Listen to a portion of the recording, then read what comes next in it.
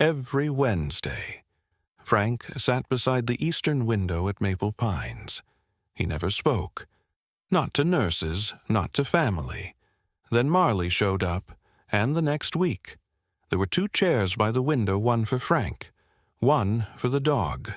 When asked why, Frank finally replied.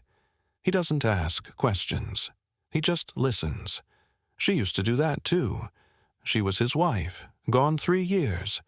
Before we begin this unforgettable story, would you mind sharing where you're from in the comments? And if stories of love, loyalty, and second chances move, you please give this video a like and consider subscribing. Brook Hollow, Oregon, late autumn. Sky low and pewter. The air damp with drizzle that clung to windows and made every step sound softer than it should. Ben Carter parked his old, dented Ford truck outside the Brook Hollow Animal Rescue Center, its tires crunching over wet gravel. He sat for a moment before stepping out. One hand resting on the worn steering wheel, the other tugging at the collar of his flannel jacket. The weather was typical for Oregon this time of year, cold without being cruel, gray without being bleak. A whisper of wind curled through the trees behind the center, stirring golden leaves into lazy spirals. Ben was in his early 40s, lean and quiet. The kind of man whose face looked younger when he smiled, but he hadn't done that much lately. He used to build furniture by hand, his fingers strong and scarred from years with wood and steel. But since his wife Nora passed 2 winters ago, he had left the tools in their shed untouched. Grief had settled in his chest like smoke, not thick enough to choke, just enough to blur everything. Today, he told himself he was just here to look. Not adopt, not decide, just look. The shelter smelled like pine cleaner and something warm and tired underneath it. The woman at the front desk barely looked up when Ben nodded a silent hello. He walked past a row of barking dogs, young, lean, bright-eyed. Puppies, pit bulls, shepherd mixes, all pressing noses to bars, tongues out, tails wagging furiously. He didn't stop. It was Kennel 22 at the far end, where Ben paused. There, lying still behind the chain-link door, was an old golden retriever. His fur was deep honey gold, though grayed at the muzzle and along the belly. His coat was thick but unkempt, knotted slightly around the ears, and thinned out over the hips. He wasn't asleep, his eyes were open, one darker than the other. One ear tilted slightly to the side, a small nick at the top as if something had once bitten him and missed. He didn't move, didn't bark, just watched. Ben studied him in silence. The dog had presence, that strange stillness that can't be trained, a kind of patience. He didn't lean forward like the others, didn't ask for anything. Ben was about to move on when a voice came from behind. "Don't let the silence fool you," said a woman pushing a mop around the corner. Ben turned to see a janitor, Sarah Mitchell. She was in her mid-50s, tall, wiry, with shoulder-length silver hair pulled back in a frizzy ponytail. Her gray eyes were sharp but not unkind, and she wore a worn hoodie beneath her uniform apron. Sarah had worked at the shelter for nearly 10 years. After losing her own son in a motorcycle accident, she didn't talk much to most visitors, but she noticed the ones who lingered too long in front of the quiet kennels. Ben cleared his throat. He always this still. Sarah shrugged. Name on his intake is Marley. Been here nearly 8 months. No chip, no history, no vet papers. Just that brass tag. He's different. The word hung in the air. Ben crouched down, knees creaking. "Marley," he said softly. No response. Marley didn't growl, didn't shift, just blinked once, slow and deliberate. his gaze resting steady on Ben's face. Something in Ben's chest moved. He leaned closer, squinting through the mesh at the brass tag hanging from the worn collar. It had dulled over time, edges smooth, like a coin long kept in a pocket. Ben adjusted his angle, the overhead light flickering. "If you're reading this, someone once waited for me." He exhaled, quiet and sharp, for a long moment. He didn't say anything. Then he stood and faced Sarah. Why hasn't anyone adopted him? Doesn't wag, doesn't bark, doesn't sell himself? She replied simply, "People want a reaction." Ben looked back at Marley. Maybe he's waiting for something. Sarah studied Ben. Mop paused mid-stroke. "You think he's waiting for you?" "I don't know," Ben said. "But I guess I'm willing to find out." The road leading home twisted through firs and maple trees, the leaves already halfway to winter. Marley lay curled on the passenger seat of Ben's old truck, his body rising and falling in a steady rhythm. A living weight of silence. The rain had thinned to a drizzle, and the windshield wipers squeaked in slow intervals, their rubber blades tired but trying. Ben's house sat at the end of Chestnut Lane, a modest, cedar-shingled structure nestled against a shallow rise. It had once been painted red, but years of wind and weather had dulled it to a rusted, wood-grain hue. There was a porch that creaked when stepped on, a porch swing that hadn't moved in months, and a garden bed long since claimed by weeds inside. It smelled faintly of pine and dust, and something softer, maybe loneliness, when Ben opened the passenger door. Marley didn't move right away. He blinked, stretched a little, then slowly stepped out, his joints stiff, his paws landing with weight and deliberation.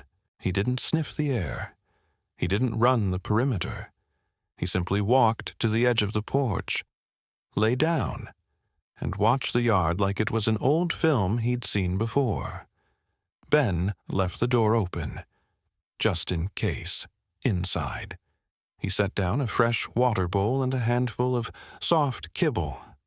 The furniture was plain built by Ben himself in better years, a wide couch with a sunken middle, a bookshelf full of paperbacks and old photographs. A framed wedding photo of Ben and Nora still sat on the mantel, gathering a dust line across the glass. He looked at it for a moment, then turned back to check on Marley, who hadn't moved, as night crept in. Ben grabbed a blanket and placed it by the wood-burning stove. "It's warmer here," he said softly. Marley flicked an ear, but stayed where he was. The next morning brought pale light and the rustle of wet branches.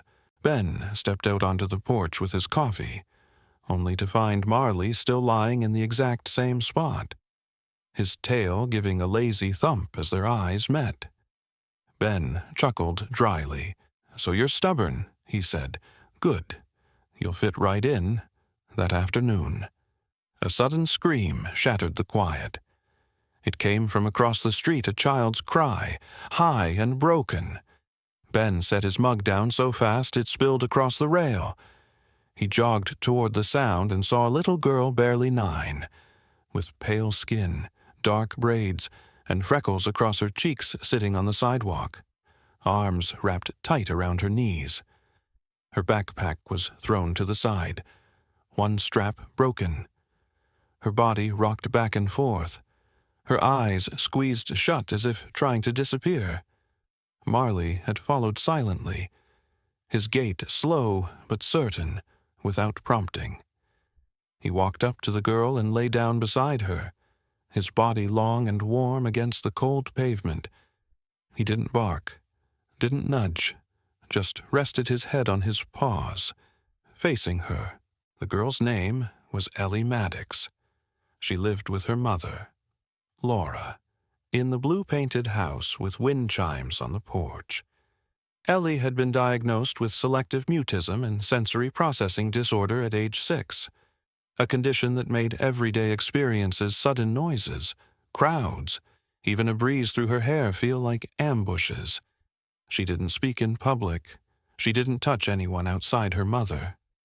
Laura Maddox arrived seconds later, breathless, hair still damp from a shower. She was in her early 30s, petite but sharp-eyed, with a face that could go from stern to soft in a heartbeat. She wore jeans and an oversized cardigan, her arms full of grocery bags she had clearly dropped on the run. She froze when she saw Ellie sitting still. Then she saw Marley, and then she cried. Ben stepped back, unsure if he should speak, but Laura turned to him, her voice barely steady. "She never lets anyone near her," she whispered. "No one." But she didn't move away. "I didn't tell him to go," Ben said. "He just went." Ellie's small hand moved, one finger brushing gently against Marley's back. The dog didn't react, only blinked slowly. Ben felt a lump rise in his throat. Laura knelt down beside her daughter. "It's okay, sweetheart," she said, her voice careful, as if words were glass. "He's a good boy. He's here to help." Ellie didn't reply, but she didn't pull away either. That evening, as rain returned in the thin sheets against the windows, Ben watched Marley from his spot on the porch. The dog lay by the door now, tail tucked beneath him, head resting on the welcome mat. Inside, Ben lit a fire, and for the first time in years, he opened the chest by the stairs that used to hold Rusty's toys, his old golden retriever. He pulled out a faded tennis ball, hesitated, then set it beside the stove in the doorway. Marley stirred. He stood, stretched slowly, and walked in. He sniffed the ball once, then lay beside it. Not playful, not nostalgic, just present. Ben didn't say anything. He just lowered himself onto the couch, a blanket draped over his knees, and watched the fire reflect in Marley's amber eyes. The following week brought with it the slow bloom of frost. The windows of Ben's old house glazed over each morning, and the porch planks grew stiff with cold.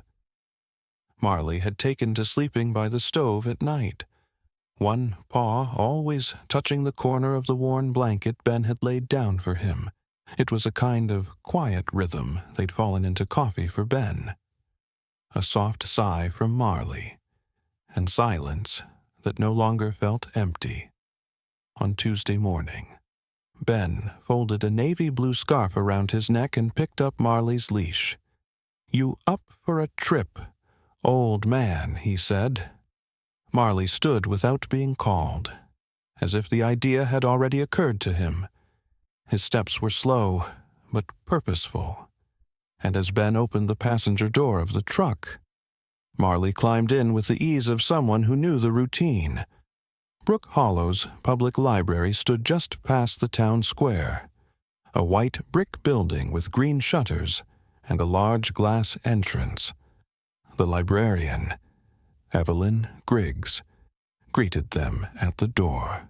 She was in her early 60s, always wearing long wool skirts and chunky cardigans, with silver curls pinned back and reading glasses perched on her head like a crown. She had a voice that hummed like a cello, low and calming. "I heard you had a new reading companion." She smiled as Marley stepped in beside Ben. "We're just visiting," Ben replied. "He's not much of a talker. Neither are half the readers we get." Evelyn said, "That's why he's perfect." The children's corner had already started filling with warmth and chatter. Beanbags sat in a ring around a carpet painted with forest animals. Marley walked to the center, turned once, and laid down. He didn't bark, didn't wag, just settled. Ben sat on a bench nearby. watching as the first child approached an anxious-looking boy with untied shoelaces and a copy of Frog and Toad Are Friends in his arms. The boy hesitated, then sat beside Marley and opened the book. His voice trembled on the first line, but as the minutes passed, the tremor faded. Marley blinked slowly, his head resting just close enough for the boy to feel he was not alone. The visits to the library became weekly. By Friday, Ben decided to take Marley somewhere new. Maple Hollow Senior Residence stood just off the county road, surrounded by tall oaks and wheel-worn paths. The air there always smelled of cinnamon and soap, with faint piano music playing from a hidden speaker somewhere in the common room. The receptionist waved them in after Ben signed the logbook. The first few residents simply glanced at Marley, some smiling, some not. One or two waved half-heartedly, but near the window sat a man who didn't move at all. Frank Delaney, a former Marine, now well into his 80s. He had a square jaw, a bent back, and a pair of storm-colored eyes that watched everything while pretending not to care. His chair was always in the same place beside the eastern window that looked out over the pond, where the ducks rarely came anymore. He didn't speak, not to staff, not to other residents. Some said he hadn't in 3 years. Marley approached without hesitation. He sat down next to Frank's chair. Didn't paw, didn't lean in, just sat. Still and warm, a companion with no demands. Frank stared at him for several minutes. Then, without turning his head, he muttered, "That dog's older than he looks." Ben blinked. A nurse nearby nearly dropped her clipboard. Frank glanced down. "He knows how to sit quiet," he added. "Makes you feel like you're still here." It was the first time anyone had heard Frank speak since his wife died. The nurses whispered about it for days. Meanwhile, across the street from Ben's house, Ellie was beginning to change. She still didn't speak outside the house, but now she stood at the edge of their front yards and waited. Not every day, not with words, but with sketches. Crayon drawings of Marley, sometimes with stars in the sky, sometimes sitting beside a stick-figure girl with wild hair. Ben often found them folded and left under a rock on his porch step. One day, Ellie crossed the road herself. She walked with her head down, hands behind her back, carrying a small plastic container. Inside were 3 dog biscuits shaped like bones, pink frosted, likely from the bakery. Marley met her halfway, stepping slowly down the porch steps and sitting with his back straight. Tail wagging once, Ellie placed the container on the ground, then sat beside him. She didn't pet him, didn't speak, just leaned her shoulder against his and watched the wind play in the trees. Ben stood at the door, unsure if he should interrupt.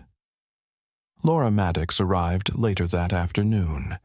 She knocked on Ben's door, bundled in a gray peacoat. Her cheeks flushed. "I don't know what you did," she said, almost out of breath, but Ellie's therapist says she's been initiating contact. Voluntarily. Ben raised his brows. "With kids," Number Laura said, "with Marley. And that counts." The morning was quiet when Ben found himself polishing the brass tag. It wasn't something he had planned to do. It just happened, an idle gesture, while Marley lay beside him near the fire. The house still wrapped in the hush of early hours. The tag had dulled over the weeks, its soft curve catching faint light as Ben rubbed it with the corner of an old T-shirt. Then, something caught his eye. On the back, almost lost beneath years of scratches and tarnish, was the faintest trace of letters. Ben narrowed his eyes, turned the tag toward the window, and squinted under the right angle. The etched outline of an address shimmered through. 115 Carson Ridge Lane. Eagle, Idaho. Ben sat back, the tag warm in his hand. Marley's breath soft against the floorboards.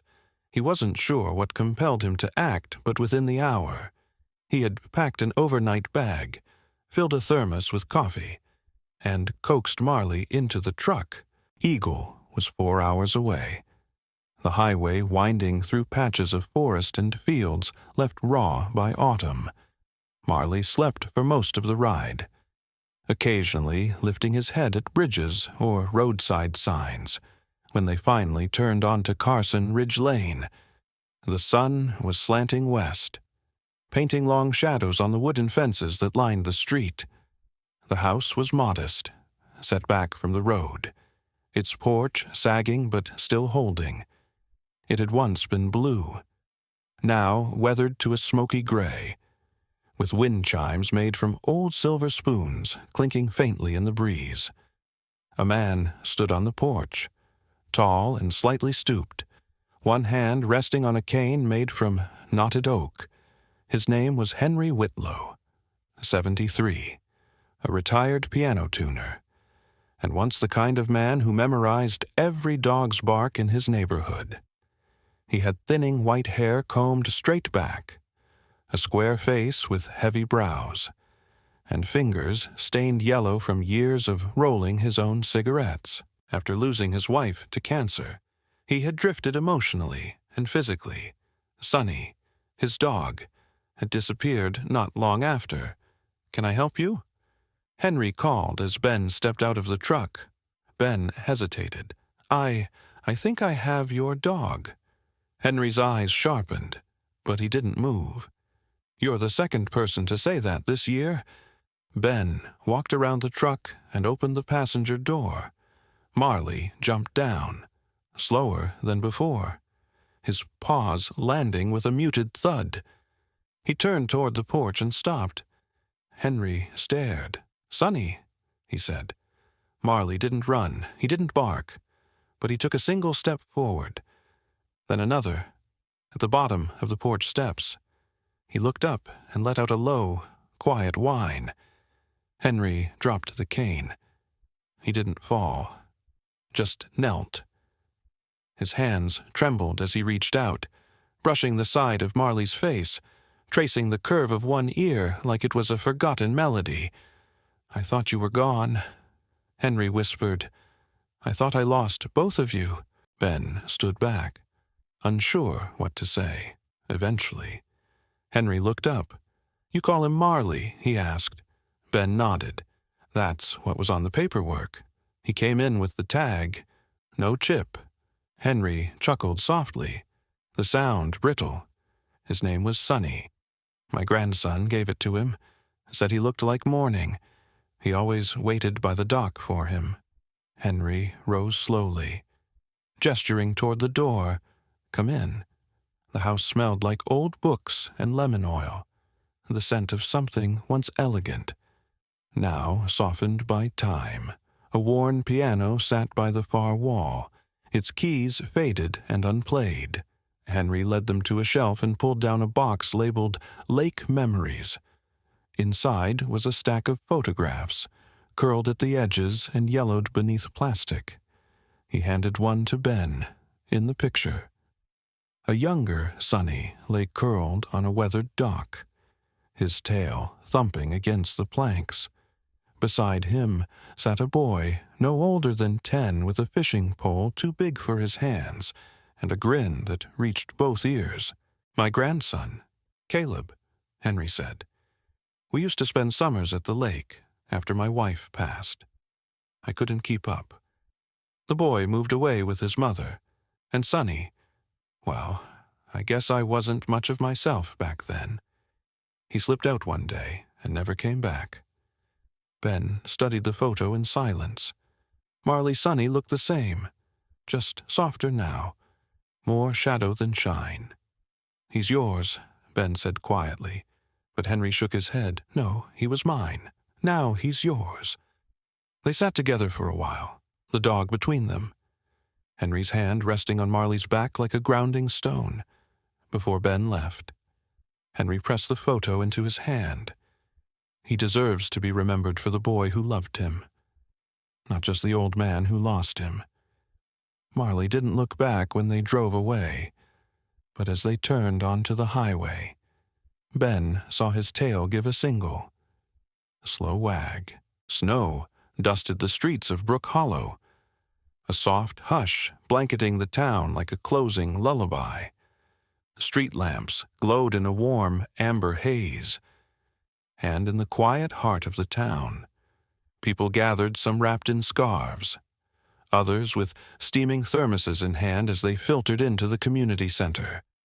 It was nothing grand: folding chairs, a plastic table of cider and cookies. But for Ben Carter, standing near the doorway in his old wool coat, it felt bigger than anything he'd known in years. Beside him sat Marley. The old golden retriever wore his navy blue therapy vest and the knit scarf Ellie had made, tied gently around his neck. His golden coat had grown pale along the spine and white at the muzzle, but his eyes still held the same patient light, and his tail gave the occasional soft tap against the floorboards. He looked, as always, composed, present, whole. Ben looked down and gave a half-smile. "You ready for your moment?" Partner Marley didn't move, just blinked once, slowly. The ceremony wasn't long. Mayor Judith Kramer, a compact woman in her late 50s with short silver hair and a deep, gravelly voice earned from years of coaching high school debate, stood behind the podium and addressed the modest crowd. "Brook Hollow has always been a town of connection," she said, her tone steady and unpretentious. "But sometimes it takes someone unexpected to remind us how powerful quiet can be. Tonight, we're here to thank Marley, our first therapy dog to serve across 3 community institutions: our school, our senior center, and our public library, and to thank the man who gave him that second chance." There were no long speeches, no slideshow, just a short ripple of applause, soft and respectful, and a plaque handed to Ben with both their names engraved at the bottom, for reminding us how to listen. As the evening continued, people came forward in small groups. Evelyn Griggs from the library hugged Ben and placed a copy of Because of Winn-Dixie on the gift table, a ribbon tied around its spine. She wore a pine-green shawl, and her eyes, brimmed with tears, she didn't blink away. "Thank you for letting him stay," she whispered. "He changed more than stories." Frank Delaney, the old Marine from the senior center, approached next, his gait slow, his grip strong as he shook Ben's hand. He wore a suit that had clearly seen better days, and a carnation pinned to his lapel. "You gave him a mission," Frank said. "That dog gave me back my voice." One child after another came by with crayon drawings, notes, or simple hugs. Ellie arrived late, her hand in her mother Laura's. She wore her favorite denim jacket and clutched a tiny fabric pouch. Inside it, she told Ben, shyly, was a stitched heart for Marley's collar. Laura knelt beside her daughter, placing a hand gently on her shoulder. "Her therapist says she's reading aloud daily now." Laura said, "Even started talking to one of the neighbor kids. It's slow, but it's steady, just like him." Ben knelt to Marley's level and whispered, "You really are a bridge." And Marley, as if on cue, leaned into his side. In one corner of the room stood Sarah Mitchell, the janitor from the shelter, tall and wiry with her familiar mop of silver hair and piercing, no-nonsense eyes. She wore a simple black coat and scuffed boots. Ben hadn't seen her in weeks. She didn't approach right away but watched from afar, arms folded, when she finally stepped up. She nodded at Marley, her mouth twitching into a crooked smile. "He made it longer than I thought," she said. Ben tilted his head. You say that like it's surprising. Sarah shrugged.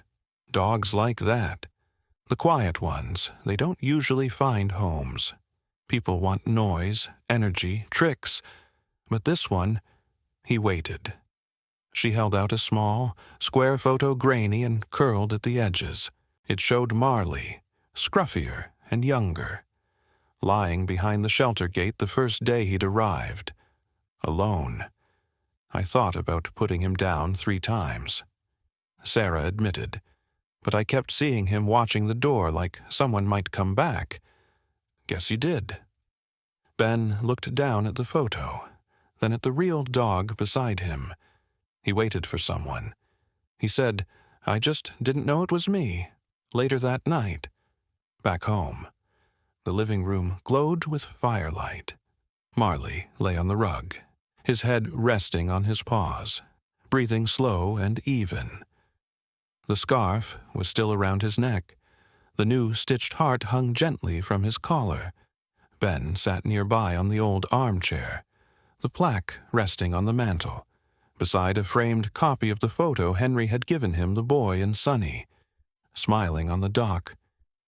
Ben reached down, his hand resting softly on Marley's side.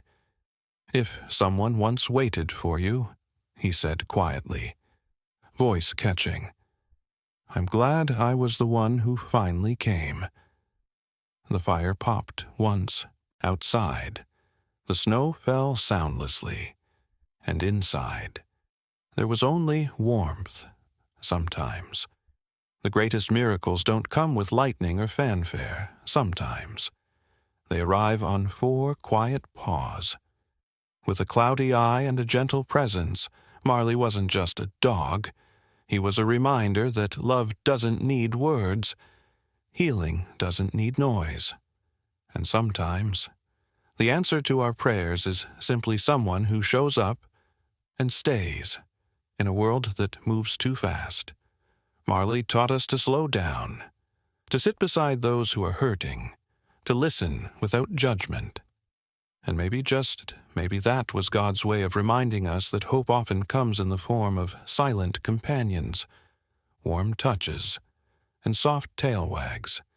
If you've ever felt unseen, unheard, or unwanted, remember this. Someone is waiting for you. And sometimes, the one waiting is him. If this story touched your heart, share it with someone who needs hope today. Leave a comment below with your thoughts, or simply type Amen if you believe that love. Healing and second chances are truly gifts from above. Don't forget to subscribe to the channel so you never miss a story that reminds us how faith, love, and a little fur can change everything. May God bless you and every quiet soul still waiting for their Marley.